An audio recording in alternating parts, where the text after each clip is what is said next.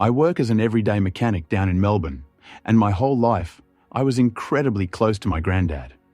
While my older sister, Mia, was busy building a glamorous life with her husband, Marcus, a slimy real estate agent, and completely ignoring our family for years, I spent every single weekend up at Granddad's overgrown block in the Dandenong Ranges. We'd fix up old engines, drink tea on the sagging veranda, and just talk about everything under the sun. My parents were always working double shifts just to make ends meet, so Granddad was the one who really stepped up and became a father figure to me. He was an old school bloke, the kind who didn't waste breath on empty promises and preferred to prove his love through hard yakka. His rough, calloused hands taught me how to hold a spanner long before I ever learned how to hold a pen properly. Our dusty old shed smelled of petrol, rusted metal, and that deep sense of reliability I couldn't find anywhere else in this chaotic world. Granddad always used to say that honest work might never make you filthy rich, but it builds character and lets you look any man dead in the eye. Those words became my moral compass as I worked my way up from a greasy apprentice to a senior mechanic at the workshop. Unlike me, my sister Mia was always deeply ashamed of our working class roots. The second she turned 18, she bolted for the posh suburbs, desperate to surround herself with luxury, designer labels, and useful connections.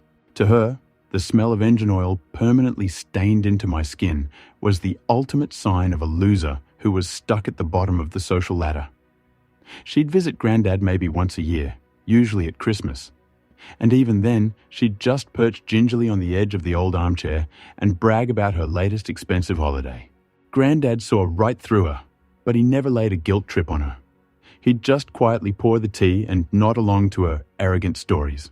And the moment her flashy car disappeared down the driveway, we'd both breathe a sigh of relief and head straight back down to our massive shed, which felt like our own private sanctuary. For the last 5 years, we spent our weekends painstakingly restoring a classic ute, rebuilding every rusted part with our own bare hands. It was a brilliant time, the kind where we didn't even need to speak to feel a deep, unspoken bond. When Granddad got his terminal diagnosis and started fading fast, Mia did the bare minimum, a couple of obligatory phone calls and a cheap fruit basket sent via courier. I, on the other hand, moved into his place in the mountains, commuting down the winding roads to the workshop every day and coming back to chop wood, cook his dinner, and help with his meds. Watching this massive, strong bloke literally turn into a shadow broke my heart into a million pieces. In his final days, he'd often ask me to sit by his bed, just holding my hand and looking at me with a profound tenderness you rarely see from tough old tradies. He whispered that I was his greatest pride and begged me never to sell out my values for easy money or fake illusions. When his heart finally gave out on that rainy morning, a massive part of my own soul died right there with him. I sat on the porch of his empty house, listening to the kookaburras in the gum trees, and bawled my eyes out like a little kid who'd just lost his entire world. I felt like no one would ever understand or accept me the way that wise old man in his faded blue overalls had. The funeral passed in a grey blur, with Mia just dramatically dabbing her bone-dry eyes with a designer silk handkerchief. A few days later, we were called into the lawyer's office, and her fake grief instantly vanished, replaced by a predatory glint in her eye. Standing outside that office door, I finally realized just how unbridgeable the gap between us had become. When the reading of the will began, it sparked an absolute screaming match right there in the room. Mia was left 50 grand in cash, while I inherited his old, weather-beaten house and the massive dusty shed packed with rusted junk.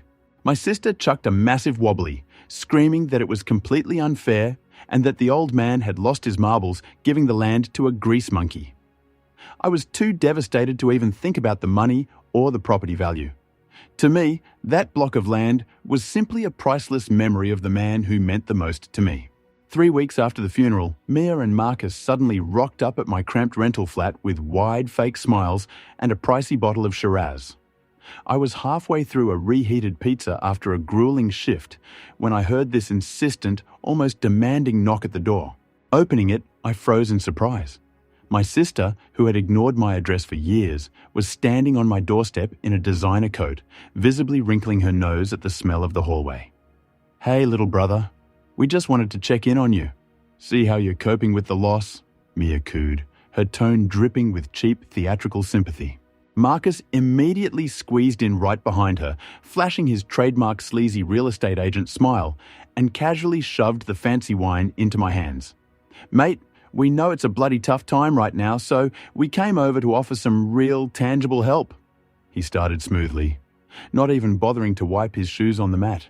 Marcus made himself comfortable on my worn-out couch and, with a look of mock concern, declared that Granddad's block was a massive financial black hole, riddled with white ants, dry rot, and asbestos. He casually crossed his legs and pulled a pre-prepared notebook full of calculations out of his pocket.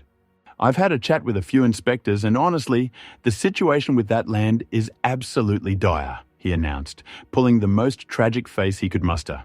Mia nodded along eagerly, dramatically pressing her hands to her chest. Marcus and I are just so worried that this cursed inheritance is going to ruin you financially. He vividly described how the property would devour my modest savings with demolition costs, waste removal, and exorbitant council rates. You're just a mechanic, mate. You physically can't afford those astronomical costs, and the council fines for unsafe structures will send you completely broke, my brother-in-law pushed, staring me dead in the eye. Take it from a property expert. That rundown shack isn't even worth the rotting timber it's built from, he added with authority, tapping his finger against his notepad. We just can't sit back and watch you dig yourself into a massive hole of debt over a useless piece of dirt, Mia chimed in, playing the role of the deeply concerned sister. Then, strictly as a family favour, he offered to buy the block off me for $100,000 cash to save me the headache, pulling a pre-drawn contract of sale straight out of his leather briefcase. I'm prepared to take this dead weight off your hands right now. No inspections needed for $100,000, Marcus declared proudly, like he was throwing me a life raft. Just imagine, you could use the cash to open your own workshop or buy a decent apartment closer to work. Mia clapped her hands happily, playing the fairy godmother routine to perfection. Before I could even get a word in or process what I was hearing, Marcus clicked his briefcase open. He laid a thick stack of papers covered in fine legal print right onto my kitchen table. You just need to sign right here at the bottom of every page, and we'll transfer the deposit into your account immediately, he said hastily. He was aggressively shoving his heavy gold pen into my hand, practically forcing me to sign it all without reading a single line. Come on, mate, just sign it. You won't get a generous offer like this twice, even from family, Marcus hissed, his professional patience starting to wear thin. Their sudden generosity, Marcus's darting eyes, and the sheer desperation with which they pushed that pen at me instantly triggered my internal bullshit detector. I knew my sister far too well to believe she'd willingly hand over $100,000 out of the goodness of her heart. I noticed Marcus's Adam's apple bobbing nervously, and the way Mia's thin lips tightened as she stared at the pen in my hand. $100,000 for a block you just said wasn't even fit for demolition? I asked, with ice-cold sarcasm, putting the pen down. We're just trying to look out for you. Don't be so paranoid and ungrateful. Mia snapped sharply, dropping her sweet tone in an instant. Listen, I'm throwing you a bone here so you can get out of this mess. Don't act like a smartass, Marcus added, his fake smile completely sliding off his face. I coldly pushed the paperwork to the edge of the table, making the excuse that I needed time to think it over, and politely but firmly showed them the door. Look, I don't make rushed decisions regarding Granddad's memory, especially under this kind of pressure, I stated bluntly, standing up and pointing toward the exit. Ignoring their outraged huffing and the threats they threw over their shoulders about how I'd regret this, I slammed the door shut, turned the deadbolt, and was left alone with my growing suspicions. Instead of signing those dodgy papers, I took a sickie from the workshop and headed straight to the local council office to pull up the zoning and development plans for the area. The whole drive there, a heavy, dark resentment boiled in my gut towards the only blood relatives I had left. I didn't want to believe that my own sister was capable of such a cynical, calculating betrayal purely for a quick buck. But my life experience, forged in gritty mechanics garages, told me that rats never bring you cheese for free. After spending a few hours digging through boring archives and zoning maps, I uncovered exactly what slippery Marcus had been so desperately trying to hide from me. The text on the official letterheads blurred before my eyes as my brain struggled to process the sheer scale of their monstrous lie. My hands, normally steady from hauling heavy engines, betrayed me and shook as I turned the thick pages of the municipal reports. A burning cold spread through my chest, wiping out the very last crumbs of brotherly love I had for Mia. Those people, who had sat on my couch just yesterday, oozing fake sympathy, were cold-bloodedly plotting to rob me blind. It turned out that just days ago, the council had officially green-lit a massive new transport hub and shopping precinct, and Granddad's block was sitting right dead centre in the new commercial zone, automatically rocketing its market value to a cool $3.5 million. $3.5 million, the number bounced around my skull, deafening me with how unreal it sounded. To me, it wasn't just a number. It meant absolute freedom from debt, back-breaking labour, and living paycheck to paycheck. I had to fight back the nausea rising in my throat, realising just how ruthlessly greedy and morally bankrupt my sister and her husband truly were. They wanted to rip this golden ticket out of my hands for a measly $100,000, tossing it to me like a bone to a stray dog. Walking out of the council building into the fresh air, I felt my whole body trembling with a primal, righteous fury. I needed to go back to the place I grew up to find the answers that were currently tearing my mind apart. Stunned by the revelation, I drove straight back to the block and decided to do a deep clean of the old shed, where, hidden under a dusty canvas tarp, I found a locked metal toolbox. Stepping over the threshold of that shed, breathing in the familiar mix of engine oil and sawdust, I felt Granddad's invisible presence wash over me. The quiet stillness of the shed seemed to wrap around me, calming my frantically racing heart. I ran my hands over his rough workbenches, picked up his old tools, and hot tears of grief and overwhelming gratitude started rolling down my cheeks. I desperately needed his wise advice, his firm pat on the back that always managed to ground me.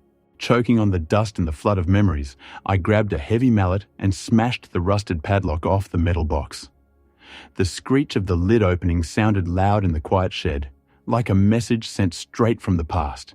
Inside were Granddad's old journals, but more importantly, official letters from major property developers that he had received over a year ago. The old man knew absolutely everything, and he had deliberately left this gold mine to me, keeping it perfectly safe from Mia and her husband's greedy claws. With shaking fingers, I unfolded the yellowed pages of his diary, filled with his familiar, messy handwriting. Every single line was soaked in his boundless love for me and his bitter disappointment in Mia. Granddad wrote about how Marcus had secretly tried to pressure him into signing the deed over 6 months ago, even threatening to have him declared legally incompetent. The old man saw right through them. Their rotten core, their unquenchable thirst for money, their complete lack of a conscience.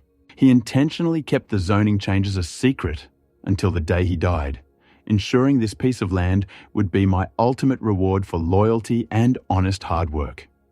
Tears splashed onto the ink, smudging the letters, but I was smiling through the agonizing pain in my chest. Even from beyond the grave, my Granddad was still protecting me, like a tough, invisible guardian angel. He didn't just gift me a piece of dirt. He gave me a suit of armor against the vultures who dared to call themselves my family. All my hurt and confusion vanished in an instant, replaced by an ice-cold, unbreakable resolve. I gripped the developer's letters in my fist, feeling the adrenaline pumping through my veins as I prepared for the reckoning. I was never going to let them play me for a naive fool again.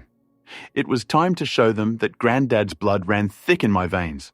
The next day, I gave my sister and her husband a call, putting on a cheerful voice to tell them I was finally ready to sign the paperwork, and I invited them to do it right there on Granddad's block. I specifically chose to meet them right in front of the old tin shed, hoping that if Granddad was looking down, he'd get a front row seat to enjoy this moment. Less than an hour later, their flashy European SUV aggressively braked by the sagging front fence, kicking up a massive cloud of dust. They stepped out of the car with smirks so triumphant, you'd think they'd just hit the absolute jackpot in the lotto. Mia didn't even bother hiding her snobbery, casting a disgusted look over the overgrown yard she had always loathed. Marcus was literally rubbing his hands together, already salivating over how easily he was about to screw over his dumb mechanic brother-in-law. "Well, mate, finally made the right call?" he shouted with fake enthusiasm, striding toward me over the squeaky floorboards of the veranda. "Yeah, Marcus, I finally realized exactly what this place is worth," I replied, struggling to hold back a freezing smirk. When Marcus smugly walked up to me, holding out his heavy gold pen and that pathetic contract for $100,000, I didn't even flinch. Instead of taking the paperwork, I smiled and pulled the official council letter straight out of the inside pocket of my jacket. Right behind it, I unfolded the printed offer from the major developer for $3.5 million and shoved it right under his nose. His arrogant smirk slid off his face so fast it was like someone had wiped it clean with an oily rag. Marcus's face instantly erupted in ugly red splotches, and his eyes darted in pure panic across the lines of the document that confirmed his absolute failure. Where the hell did you get this?" he croaked, suddenly losing every ounce of his slick, professional polish. Mia, realizing something was horribly wrong, snatched the papers out of his shaking hands and started frantically reading the text. In that perfect moment, I decided to deliver the final crushing blow to their rotten marriage. "By the way, sis, you might want to check the buyer's name on your hubby's contract there." I dropped the line casually. Mia stared at her husband in absolute shock, realizing he had drawn up a dummy contract solely in his own name, completely cutting her out of the multi-million-dollar flip. "You were going to screw me over too, you bastard!" she shrieked so loud that a flock of cockatoos scattered from the nearest gum tree. I looked at both of them with total disgust, feeling years of resentment finally lift off my shoulders. I ripped the pathetic $100,000 contract straight out of Marcus's numb hands and slowly, with immense satisfaction, tore it into tiny pieces. Tossing the white scraps of paper right at their expensive leather shoes, I harshly ordered them to get the hell off my land and never show their faces in my life again. I stood on the porch of Granddad's old house and thoroughly enjoyed watching the pathetic scene unfold. Their marriage, built entirely on greed, hypocrisy, and lies, was spectacularly imploding right in front of my eyes. They were screaming their lungs out at each other, throwing their arms around and screaming curses the entire walk back to their shiny car. Granddad was right. Honesty always wins in the end, and greed eventually eats itself alive. Now I've got the capital to open the best mechanic workshop in Melbourne and preserve this block as a tribute to a truly great man. If you loved this story about justice and karma putting the right people in their place, make sure you hit that subscribe button. Drop a like and let me know down in the comments how you would have handled this, because we've got plenty more raw, satisfying stories coming your way.